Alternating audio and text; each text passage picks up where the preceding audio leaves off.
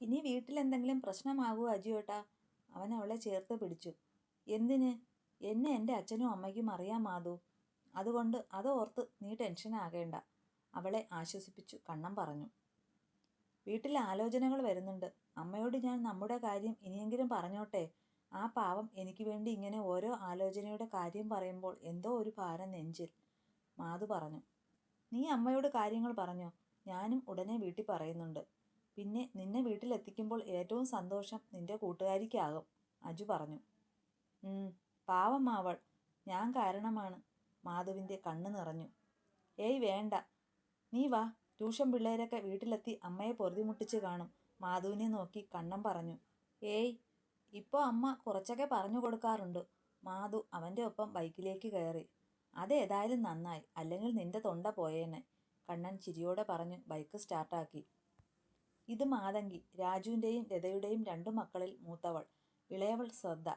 രാജുവും ശ്രദ്ധയും ഒരു ആക്സിഡന്റിൽ മരിച്ചു. അതിനുശേഷം വീടുകളിൽ വീട്ടുജോലിക്ക് പോയും തൊഴിലുറപ്പ് ജോലിക്കും പോയി ലതയാണ് മാതങ്കിയെ നോക്കിയത്. രാജു ലത പ്രണയവിവാഹമായതുകൊണ്ട് പറയത്തക്ക ബന്ധുക്കളൊന്നുമില്ല. മാതങ്കി ഇപ്പോൾ ഹൈസ്കൂൾ അധ്യാപികയാണ്.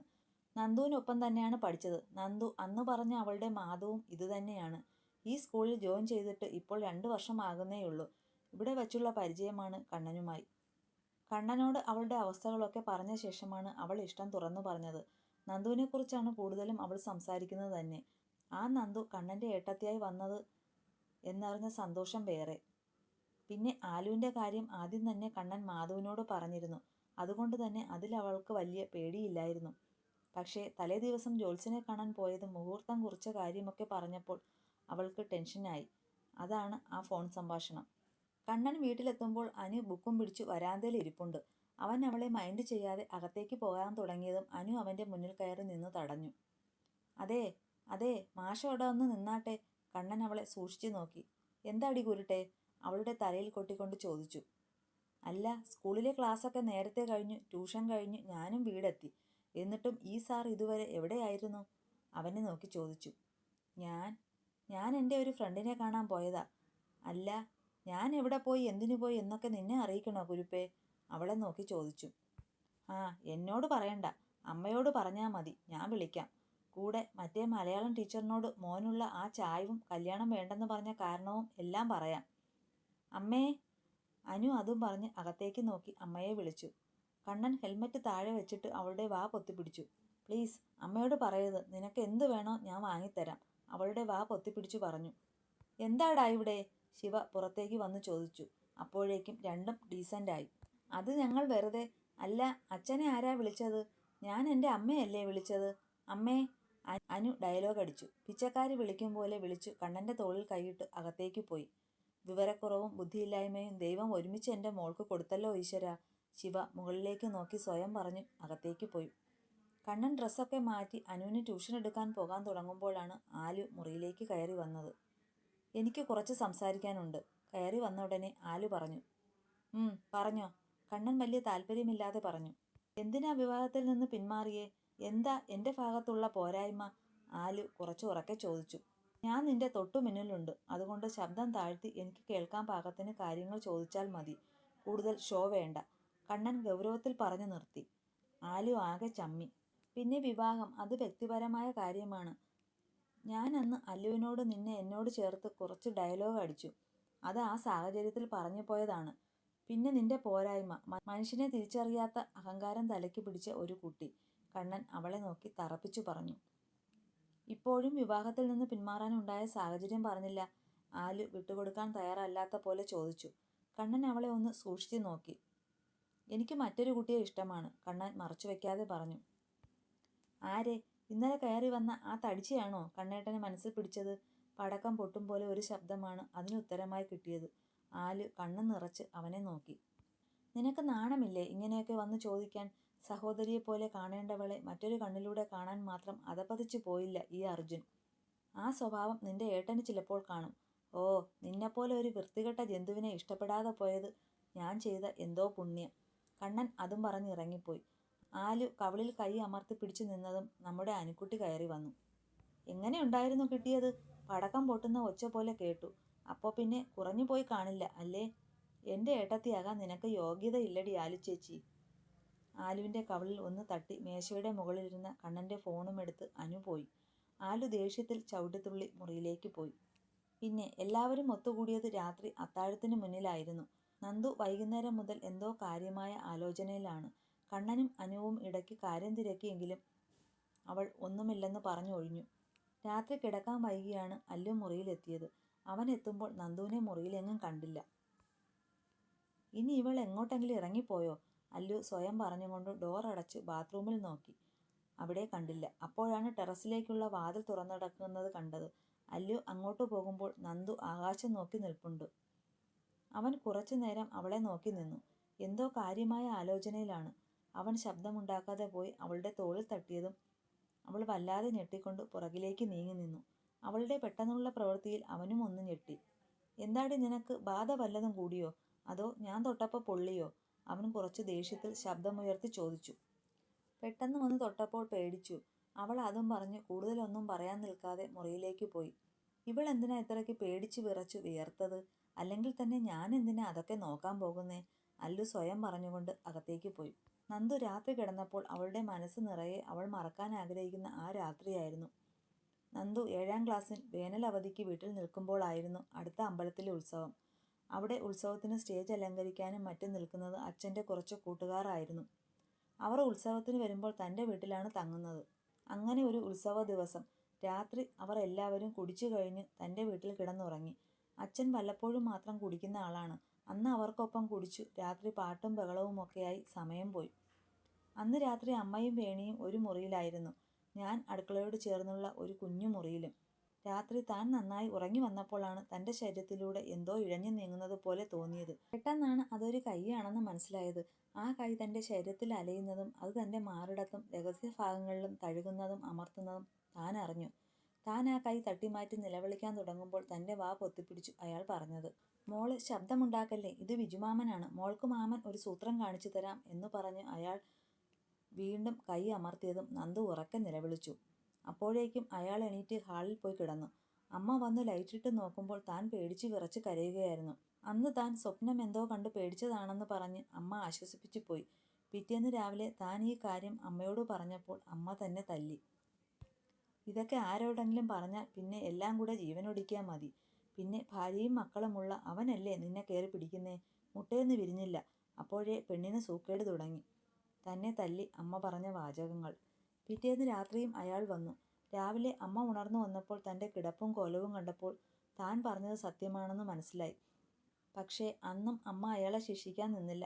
പകരം എന്നെ ഭീഷണിപ്പെടുത്തി. ഇത് ആരോടും പറയരുത്, പറഞ്ഞു കേസായാൽ അച്ഛനെ അയാൾ കൊല്ലുമെന്ന്. തൻ്റെ കുഞ്ഞു മനസ്സിൽ അച്ഛനോടുള്ള സ്നേഹം നിറഞ്ഞൊഴുകിയത് കൊണ്ട് ആരോടും പറഞ്ഞില്ല. ആരോടാണ് പറയേണ്ടത് എന്ന് അറിവുമില്ലായിരുന്നു. ഒന്നു മാത്രം അറിയാം, പിന്നെ അയാൾ ആ നാട്ടിൽ ഉത്സവത്തിന് വന്നിട്ടില്ല.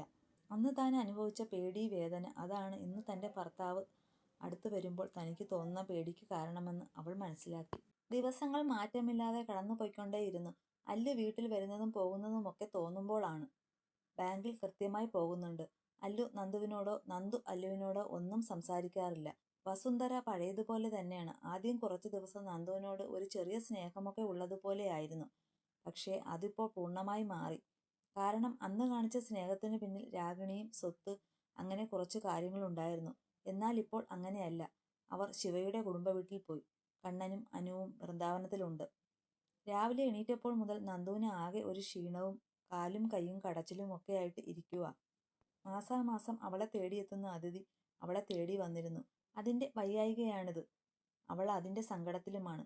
വീട്ടിലാണെങ്കിൽ ഈ കാര്യത്തിൽ മാത്രം അമ്മ തൻ്റെ വേദനയിൽ കൂടെ നിൽക്കും. 3 ദിവസം തനിക്ക് പൂർണ്ണമായ റെസ്റ്റ് തരും. വെള്ളവും ആഹാരവും ഒക്കെ സമയത്ത് മുറിയിൽ കൊണ്ടുവരും. ഓരോന്ന് ആലോചിച്ചു വരാന്തയിൽ ഇരിക്കുമ്പോഴാണ് അമ്മ ഒരു കുന്നു തുണിയുമായി വരുന്നത് കണ്ടത്. ഡീ തടിച്ച്, ഇതൊക്കെ അലക്കിയിട്ടേക്ക്. എല്ലാം അലക്കുകല്ലിൽ തന്നെ അലക്കിയിടണം.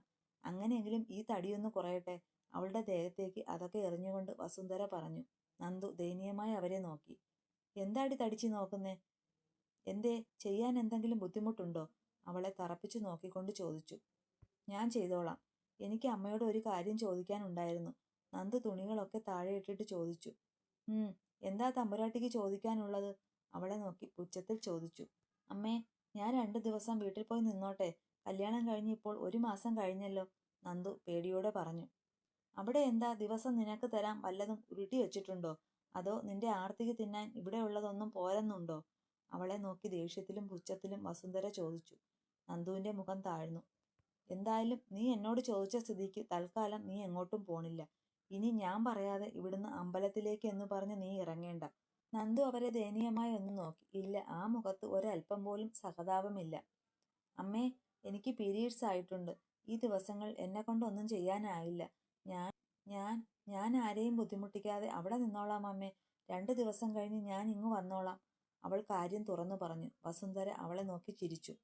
ഞാനും ഈ സാഹചര്യമൊക്കെ കഴിഞ്ഞു തന്നെയാണ് വന്നത്. എനിക്കിവിടെ ഒരു മോളുണ്ട്. അവർക്കൊന്നുമില്ലാത്ത ഒന്നുമല്ലല്ലോ ഇതൊക്കെ. പെണ്ണായി ജനിച്ചാൽ എല്ലാവർക്കും ഇതൊക്കെ ഉള്ളത് തന്നെ. അതുകൊണ്ട് കൂടുതൽ അടവെടുത്ത് വീട്ടിൽ പോകാൻ നീ നോക്കേണ്ട. അവിടെ ആരെങ്കിലും ചത്താൽ പോലും നിന്നെ ഞാൻ അങ്ങോട്ട് പോകാൻ സമ്മതിക്കില്ല. നീ ഇവിടെ കിടന്നാ മതി.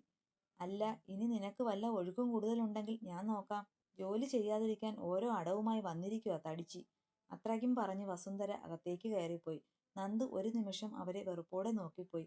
തന്നെപ്പോലെ അവരും ഒരു സ്ത്രീയാണ്, അമ്മയാണ്. എന്നിട്ടാണ്. എന്താ അമ്മ അവിടെ തടിച്ചോട് സംസാരിച്ചു നിൽക്കുന്നത് കണ്ടല്ലോ? അല്ലു ആയിരുന്നു. ഇന്ന് അല്ലു ബാങ്കിൽ നിന്ന് നേരത്തെ വന്നിരുന്നു. ആ, നീ ഇതെപ്പോ വന്നു? വന്ന പാടെ അവളെ തേടി അടുക്കളയിൽ കയറിയതാണോ എൻ്റെ മോൻ? അല്ലു ചോദിച്ചതിന് ഉത്തരം പറയാതെ പകരം മറ്റൊരു ചോദ്യം അവനെ നേരെ എറിഞ്ഞു അവർ. ഞാൻ ആ തടിച്ചയെ കാണാൻ വന്നതൊന്നുമല്ല. അമ്മയെ വിളിച്ചു. വിളി കേട്ടില്ല. അതുകൊണ്ട് അങ്ങോട്ട് വന്നപ്പോൾ അവളോട് പുറത്തു നിന്ന് സംസാരിക്കുന്നത് കണ്ടു. അതാ ഞാൻ ചോദിച്ചത്. അല്ലു താല്പര്യമില്ലാത്ത പോലെ പറഞ്ഞു. അത് കേട്ടപ്പോൾ വസുന്ധരയുടെ മുഖത്ത് സന്തോഷം നിറഞ്ഞു.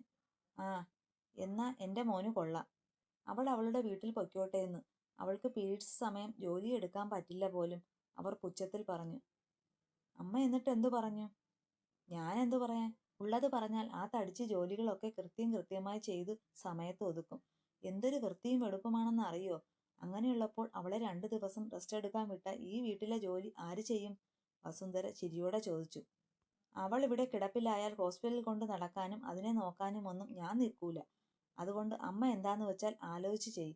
അല്ലു കുറച്ചു ദേഷ്യത്തിൽ പറഞ്ഞു പോയി. നീ എന്താടാ ഭാര്യയുടെ ഭാഗം പറഞ്ഞു തുടങ്ങിയോ? അതോ ഭാര്യയോടുള്ള വല്ലാത്ത സ്നേഹമോ? കൊള്ളാലോ, ഭാര്യയെ വീട്ടിൽ വിടാത്തതിൽ മോനാണല്ലോ ദേഷ്യം. ആ തടിച്ചിക്ക് പോലും പ്രശ്നമില്ല. വസുന്ധര ഒരു നിമിഷത്തെ ഞെട്ടലിന് ശേഷം പറഞ്ഞു. അമ്മയ്ക്ക് ഞാൻ പറഞ്ഞത് മനസ്സിലായിട്ടില്ല. ഇവിടെ ഒരിക്കൽ ആലു ഇതുപോലെ എന്തോ പ്രശ്നം കൊണ്ടല്ലേ ഹോസ്പിറ്റലിലായത്? അത് വെച്ച് പറഞ്ഞതാണ്. അല്ലു അതും പറഞ്ഞ് കയറിപ്പോയി. ഇനി അവൾ പറഞ്ഞത് സത്യമായിരിക്കുമോ? വസുന്ധര സ്വയം പറഞ്ഞു നോക്കി. പിന്നെ അവർ മുറിയിലേക്ക് പോയി. നന്ദു അവർ കൊണ്ടുവന്ന ഡ്രസ്സ് അലക്കി പകുതിയായപ്പോൾ തന്നെ അവൾക്ക് ഒട്ടും വയ്യെന്നായി. പെട്ടെന്ന് അവൾക്ക് തല ചുറ്റുന്നത് പോലെ തോന്നി. അവൾ അലക്ക് നിർത്തി അതിനടുത്തുള്ള ഒരു കല്ലിലിരുന്നു. അപ്പോഴേക്കും ആലു അങ്ങോട്ട് വന്നു. നീ തടിച്ചി, ദാ എൻ്റെ ഡ്രസ്സ് കൂടെ അലക്കിയിട്ടേക്ക്, അവൾ പുച്ഛത്തിൽ പറഞ്ഞു. ഡ്രസ്സ് നന്ദുവിൻ്റെ ദേഹത്തേക്ക് വലിച്ചെറിഞ്ഞു. ആലു, ഞാൻ പിന്നെ അലക്കാം, എനിക്ക് വയ്യ, ഞാനൊന്ന് കിടക്കട്ടെ. നന്ദു അതും പറഞ്ഞ് എഴുന്നേറ്റു. ആലു ദേഷ്യത്തിൽ നന്ദുവിൻ്റെ കയ്യിൽ പിടിച്ചു. എവിടെയടി തടിച്ചി നീ പോകുന്നേ? പോയി തുണി അലക്കടി. അവളുടെ ഒരു കിടപ്പ്. ആലു അതും പറഞ്ഞ് നന്ദുവിനെ പിടിച്ചു തള്ളി. ഒട്ടും വയ്യാതെ നിന്ന നന്ദു ചെന്ന് വീണു. പെട്ടെന്നായതുകൊണ്ട് ആലുവും ഞെട്ടിപ്പോയി. വസുന്ധര ടി വി കണ്ടുകൊണ്ടിരിക്കുമ്പോഴാണ് പിന്നാമ്പുറത്ത് നിന്ന് ആലുവിൻ്റെ ഉറക്കെയുള്ള വിളി കേട്ടത്. ഈ സമയമാണ് അല്ലു താഴേക്ക് വന്നത്. എന്താ അമ്മേ?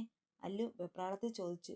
അറിയില്ല മോനെ, മോള് കിടന്ന് വിളിക്കുന്നുണ്ട്. തുണി അലക്കാനിടാൻ പോയതാ. ആ തടിച്ച് എൻ്റെ കൊച്ചിനെ എന്തെങ്കിലും ചെയ്തോ എന്തോ? അതും പറഞ്ഞ് വസുന്ധര ടെൻഷനോടെ പുറത്തേക്കോടി. പിന്നാലെ അല്ലുവും.